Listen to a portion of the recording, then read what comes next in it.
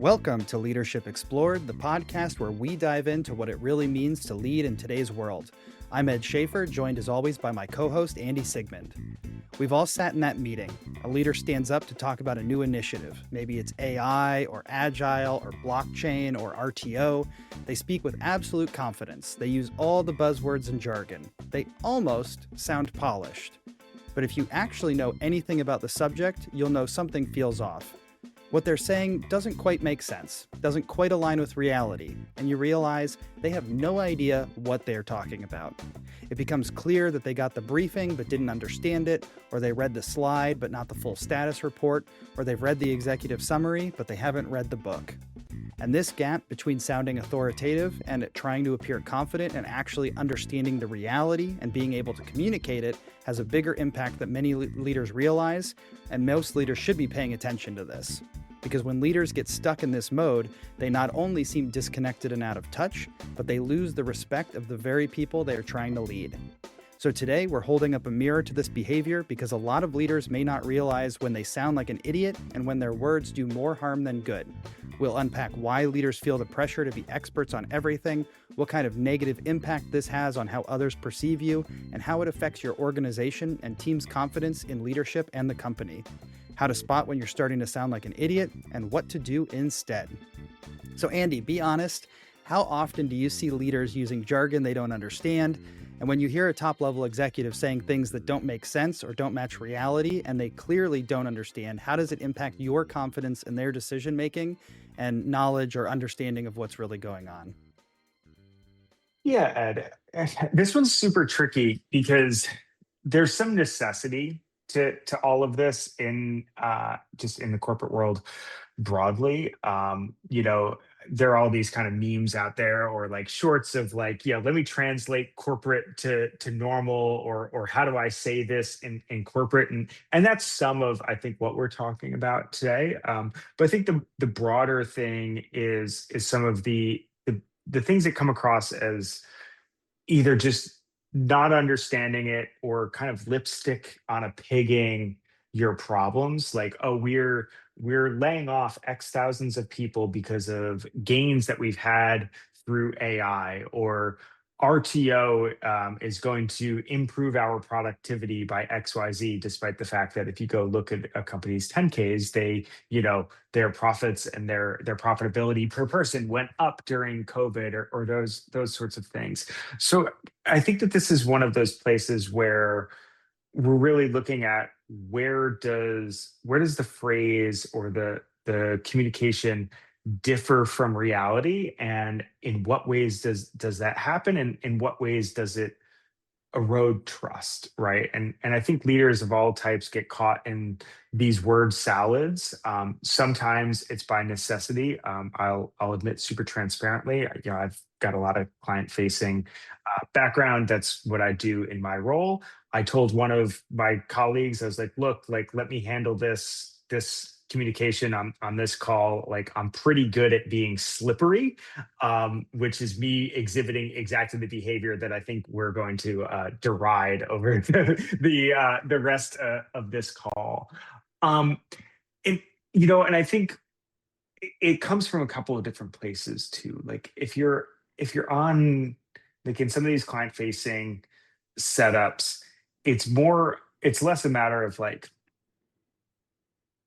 putting lipstick on the blatant lie, and more about how do you spin your point of view, or how do you avoid getting trapped committing to something that you have neither the authority or the background to commit yourself to. So I see a lot of folks, that's a thing that we often have to do, is like, client wants XYZ and I need to come up with 10,000 polite ways to tell them not yet, right?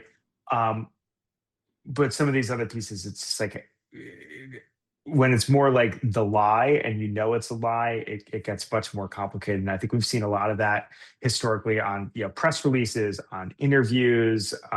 There's a term for when you're lying and that you're lying, but it's not appropriate for all audiences. So I won't repeat it here, but if that's also kind of a power move. So there's a lot of things things in the space that are kind of problematic. And looking forward to diving in here. Yeah, and this idea came, if for me, where this originated was less in those client-facing meetings and more in all hands meetings or press releases or the public-facing interviews, things like that. And I guess what I would say is the I think a lot of people believe that what they're doing is executive presence, and I would maybe contend that really what it is a shallow type of confidence. I think the story that actually triggered this for me was I was listening in on an all hands meeting, and there was an executive who was talking about all the great things going on and all of that stuff the way that you would normally expect in an all hands. And I it just really stood out to me because this executive claimed that we had all of these cost savings because of AI efficiencies. But the slide that he had up showed that the cost savings were directly attributable to indirect expenses. So they had basically cut travel, training, conferences, and bonuses. And I was just looking at it and I was like, what are you even talking about? There's nothing to do with AI in this at all. There are no efficiencies that were gained by AI that led to these cost savings. The cost savings were directly attributable to, changing things or taking away benefits or reducing the amount of time people are traveling or spending together. And that really stood out to me because in that case it wasn't trying to be slippery like you said and paint a specific picture for a client, and it wasn't even technical ignorance really. It kind of felt to me like it was a desperate attempt to take a buzzword that everybody's talking about, AI and AI efficiencies, and attach it to a mundane reality. And it gave me this perception of like, this person doesn't know what they're talking about. They said a bunch of words without even knowing what they meant. And I feel like I've seen this sort of thing in a lot of different situations. And I do feel like the higher up people wind up getting in that executive ladder, it almost feels like you see more and more of it. Um, one of the things that I've talked with folks about in the past, and I think people bring this up quite a bit, is this idea of the HBR effect. And a leader who read the HBR article on the plane, or more realistically, they didn't even read the article, they read the executive summary in the back of HBR. And then they decide they're going to adopt a framework because it's trendy, or they're going to start implementing something because everybody else is doing it, but they don't actually understand the context. I think a really clean example of this is how many times people have said like, "Oh, we're going to start doing Spotify squads," and they don't understand why Spotify did it originally, or that they stopped doing it, or that the structure of that may not even fit within their specific organization. Um, so that's one way I see it. The other is, or another one is the kind of an uncanny. It gives you this uncanny valley feeling. So you hear a leader who's using words, kind of buzzwords or jargon over and over again. The ones that I hear a lot are things like rigor or utilization. And when you hear it, if you're not paying attention and you just kind of hear it out of the side of your ear, it almost makes sense, right? It sounds like all the words kind of go together and it feels like it means something, but it's kind of off. And you almost have like a BS detector feeling going off. And then if you look deeper into it, you realize they're just rattling off those words and not really using them in a meaningful way or a way that makes sense. I wonder if sometimes if this happens because of an echo chamber, where if you're a more senior executive, and if most of the people that you interact with and talk to every day are executives, maybe you start to lose your ability to gauge reality, or you get like pieces of things and you string it together and you think that it makes sense, and you think that you sound maybe visionary or like you're gonna have a really positive effect on the team. But I think a lot of times the end result is the team comes out thinking you sound simple-minded. Like I don't know about you, but I've been on the back end in Slack or on Teams so many times over my career where we're watching some the CEO or some high up executive talking about something, and everybody's like, this makes no sense, or what are they even talking about? Um, so I guess to me it's almost like being a hollow man or a hollow hype man. So I think a lot of times leaders who think that they're great at selling themselves, or maybe they are great at selling themselves, but then they lack the actual context or possibly competence. Um, so instead of letting maybe the lead developer explain the technology, they want to take the mic and presumably take the credit because they're the visible person who's explaining the thing. And they might think they're hyping the room up, but it feels like the only people who they're fooling are the people who are uninformed. And the smart, informed people, in my experience, they immediately trust those leaders less when they hear, when they hear that kind of language or those kind of misunderstandings, especially if just prior, if you're trying to explain something to that leader and they're like, okay, I need to present on this. What are the details? And you give it to them, and then they show up and they like completely botch it or they twist it or say it incorrectly. Um, I think that lowers a lot of people's confidence in those leaders. So does any of that resonate with you? Yeah, and I think one of the things, like the bit of grace that we probably want to provide here, is that by their very nature, executives are generalists, right? So like I don't expect the CEO of a given company.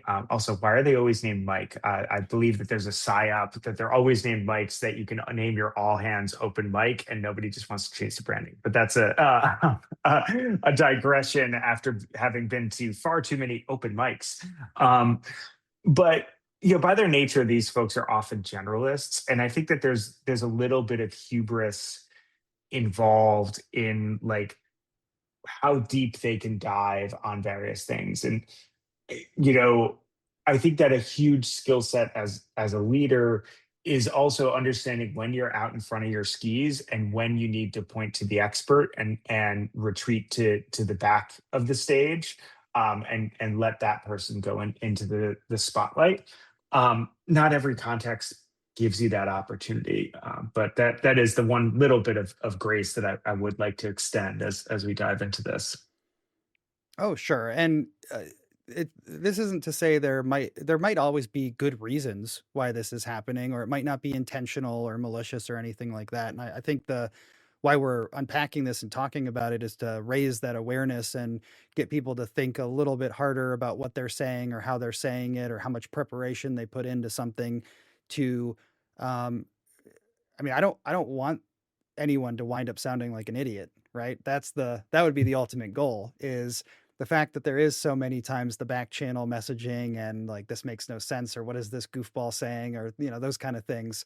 I think if we could steer people away from that, and I think it would ultimately build more trust and have if people can communicate in a way that makes sense or is understandable, or as you said, like hand it off to someone else who might know better. I think ultimately that builds a lot more trust and confidence in the leadership and the decision making that they're doing. Um, I wanted to pull up a couple of examples to maybe help this resonate with folks a little bit more. I chose one that's a little bit older and then one that's very recent, like in the last few days. The first one, and I had a lot of different examples that I could pull from, but one of them I was thinking about was Elizabeth Holmes from Theranos. There was a point where she was in an interview or something, and she described her tech as a chemistry is performed. And to venture capitalists and tech people, it sounded, genius or whatever. But to the actual scientists who knew anything about it, they were like, what, something is off here. Something feels really fishy. And it gave them a really bad taste. And then the really recent example, at least from when we're recording this, if folks saw this, there's a lot going on about the McDonald's CEO lately. And there's that video of him like eating the burger, which, by the way, I looked into it. He's been doing those videos for years. I think that wasn't the very first video, and not all of them are nearly as cringy or awkward, but he's the McDonald's CEO is eating some new burger. And there was just a couple weird things about it. First was saying like, oh, we tested this in these other markets and now we're ready to bring it to you, which I've seen a lot of people making fun of as like, oh, you're guinea pigs and we don't know if this is any good, but these markets said it was okay. And then I think the biggest one is that like held it up and said, this is a new product, or like, look at this product, something like that. He didn't call it a burger, which is, I think, what a Yeah, this normal is person. our latest burger. And then the way he takes the bite of it, it's like he's very clearly not a person who eats the thing he's selling. Yeah. Yeah, it was like a microbite, basically. And that, I've seen a lot of jokes where it's like pretending to hold a burger and like take a bite while your burger's, a foot away. Delicious. And I think those are both of these are examples of especially this McDonald's one, the jargon of calling it a product really stripped the humanity out of that video and out of people's Mhm. perceptions. And like I feel like just that one change, I mean, it was still pretty awkward and unnatural and the bite was too small. But if he had called it a burger and not a product, that one change might have been enough for the public to not latch on to how ridiculous this Yeah. is in such a strong way. Yeah. I mean, it's like it's all too common with these sorts of things. And I yeah, as we're recording this, I'm visiting my parents and I've been catching up with them because you're getting a lot more FaceTime than you do from your weekly FaceTime call, TM, on that. And you know, it's funny because talk with work about my father who also had a lengthy lengthy career in a very white collar industry, doing things that are not wildly dissimilar from what you and I do, and we've talked a lot about like the the normalization of all of the corporate culture in our day-to-day life, like, oh, let's circle back to that, or all these things that just become part of our vernacular and part of how we do things. And sometimes like that that language, that way that we speak or way that we think about things can distance us from the rest of reality, right? Especially if you live in an area where you're also surrounded by people who work in corporate culture. Like it's almost, you become the Borg, right? Like we're all of the same mind, doing all the same things, and we forget that there's anything outside of that. Or like this McDonald's CEO, you forget that like that is not how your primary customer, your ideal customer approaches a burger, Yeah. right? Like they're hungry and eating in their car. Yeah. So, Andy, it sounds like we both generally agree that executives don't need to know and understand everything about the work that's going on, and they probably can't. Like you said, they're generalists and they have their own focus, and then they have people that they hire to know the technical ins and outs or the details of things. But why do you think that so many executives seem to feel this intense pressure to polish the turd or oversell something instead of just letting a good thing be a good thing? I, you know, I think there's a certain weight to that level of leadership broadly. And I find, you know, one of the things that we see is like there's also this difference of like the most visible executives in our world right now, like if we're talking about like who's on TV or who's in the news, are usually like the founder CEO type, right? And they're often like, oh, so and so is a genius, right? Whether we're talking about Elon Musk or Jack Dorsey or Mark Zuckerberg or whomever. So then there's this whole tail that sort of follows them that they then need to live up to, and I think that that can be kind of a brain breaking experience for these folks, right? They've been doing this for ever and they've never not been like a lot of these, especially the ones that we see in popular culture right now, they've been that wunder kid since they were 20s. They don't know any other life at this point, right? So that the bubble kind of constricts around them as well. um, I think that that's a huge part of it. I think it's tough to show vulnerability at those levels, and what I think is really interesting, at least like the CEOs or top level executives that I've had the most direct exposure to, are almost the opposite. Like they're perennially curious and always asking questions, and I think it's because like the pathway from like normal person to top executive is like requires a different approach than like these I started a company when I was 20 and then that became a billionaire when I was 23, type like founder CEOs that we see. So I think the in touch with reality delta is pretty different there. Yeah.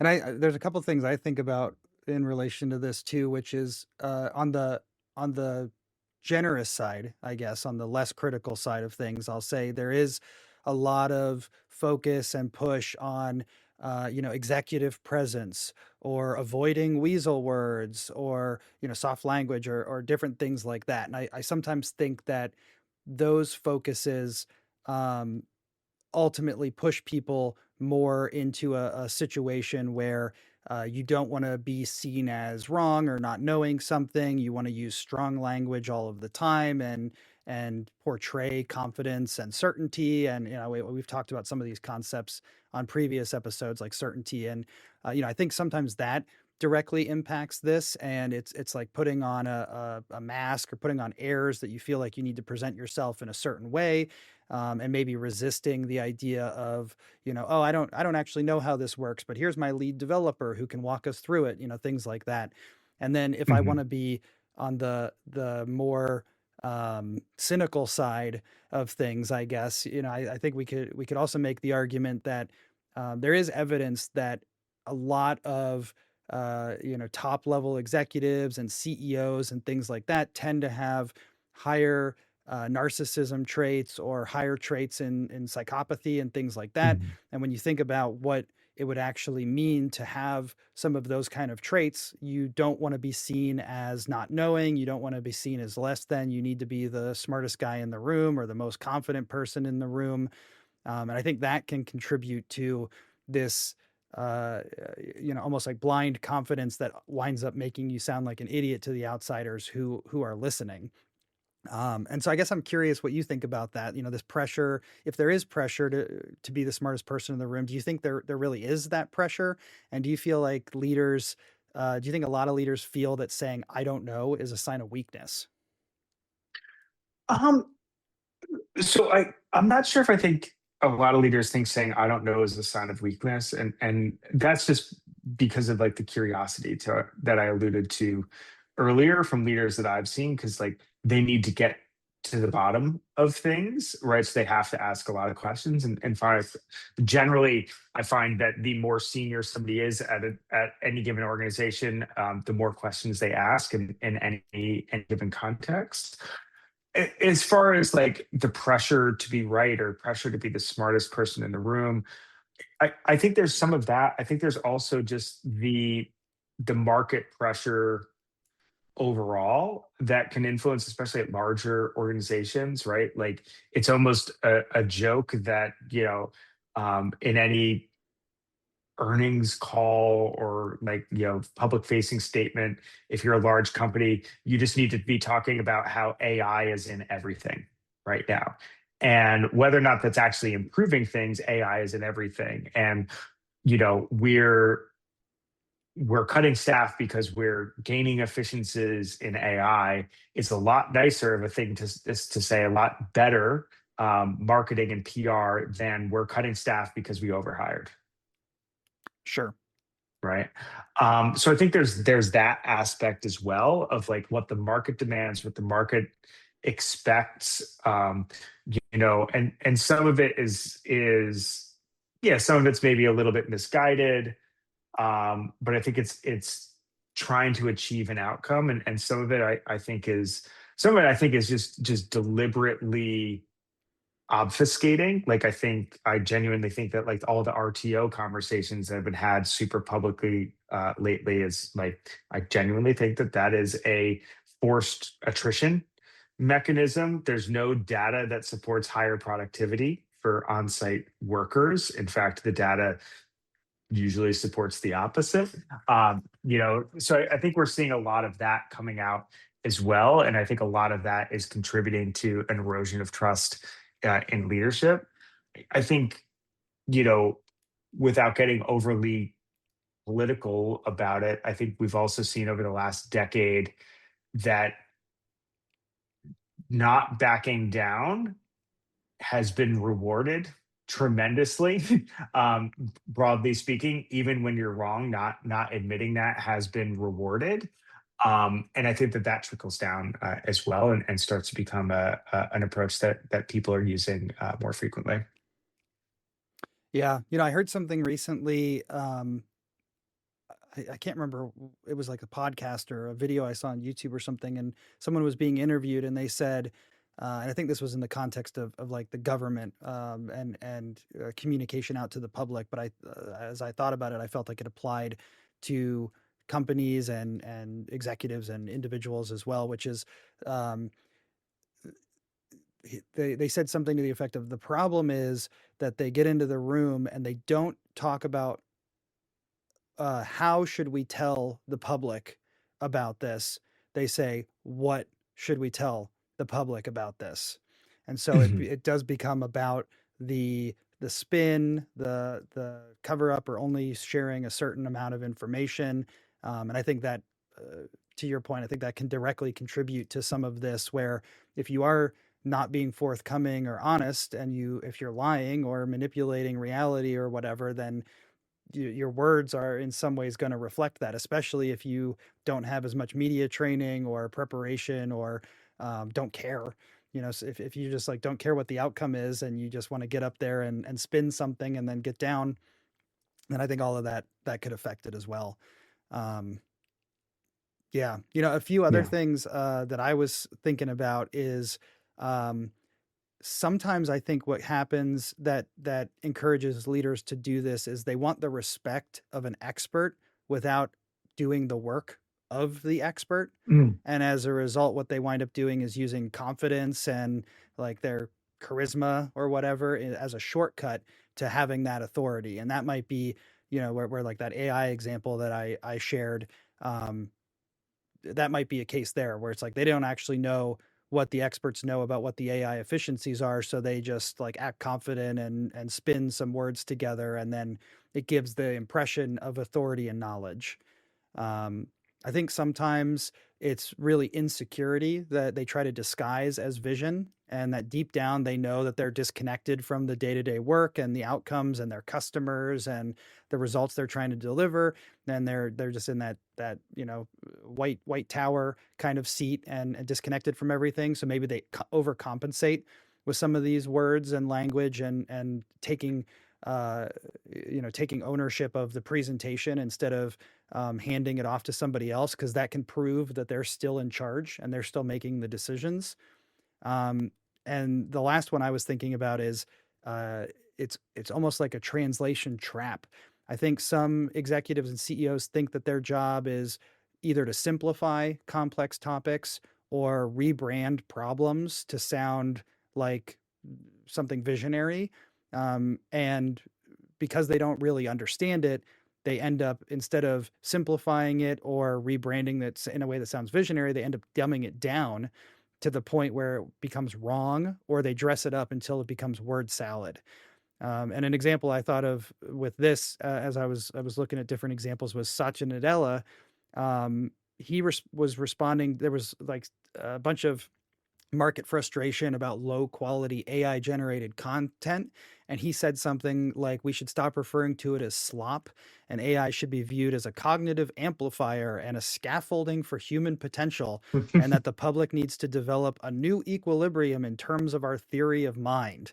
And whether all of that's true or not was irrelevant, because the way he phrased it and talked about it was received extremely poorly. A lot of forums and public people were brutally mocking him for chaining together philosophical buzzwords to try to defend what was under the hood just a frustrating user experience.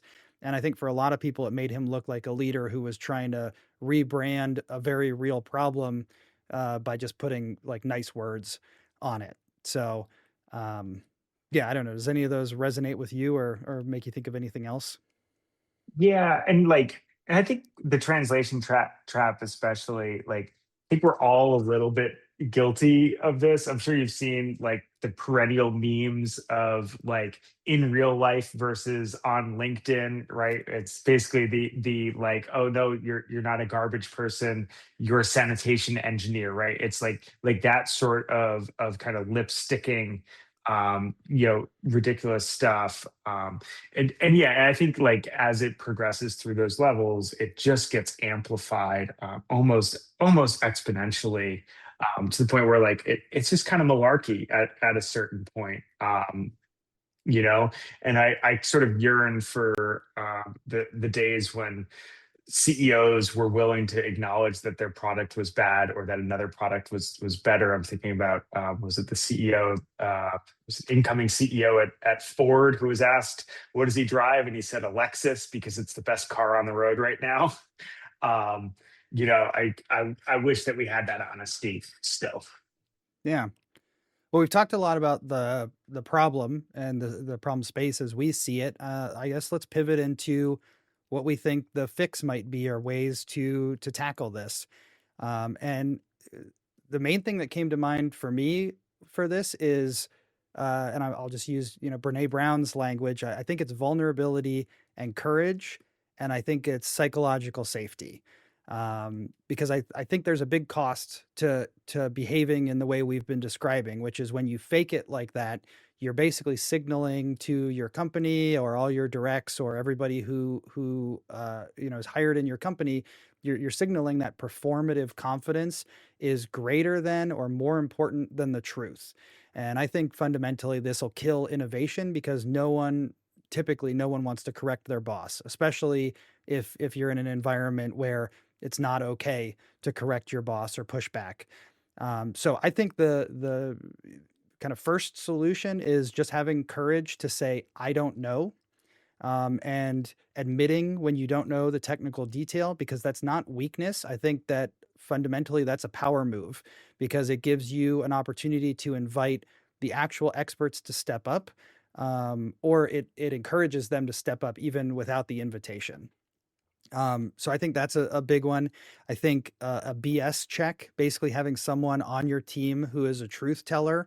I think there's nothing worse than having like a bunch of sycophants and yes men that surround you all the time. And I think those, at least the lessons I've read from history, it seems like the biggest leaders who had the most yes men and sycophants wound up going down the hardest or creating the most damage. So if you have someone on your team who is safe and feels safe to be able to say, hey, you sounded out of touch in that meeting, or as you're preparing, like this doesn't really make sense or this isn't going to resonate with people, I think that would be some really effective ways to kind of manage this inside of yourself and communicate in a way that people don't think that you sound like an idiot.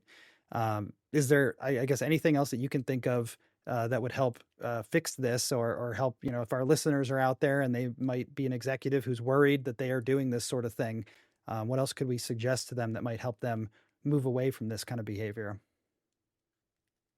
Yeah, I think the main thing is listen more, right? Yeah. Two ears, one mouth, right? It's there for a reason. Spend more time listening. It can be very easy to, yeah, really like the sound of your own voice, but I think as long as we open ourselves up and listen and listen for feedback and listen to the conversations that are going on, it's going to serve you well. I think that's a great one. And I think just to add on to that, like really listen. Don't listen with the intent to speak. I can think of a lot of times when I've sat in on a meeting where someone's presenting something and then someone more senior jumps in and they start asking questions, and it's kind of clear that they weren't really listening, or they already had something in their mind that they were focused on and they wanted to bring it up, so they found a way to do it. And um, I think taking that time to really listen and then ask genuine questions with real curiosity behind it, I think can really help with managing this. Because sometimes maybe you do need to stand up there and talk about AI efficiencies that you have made as a company.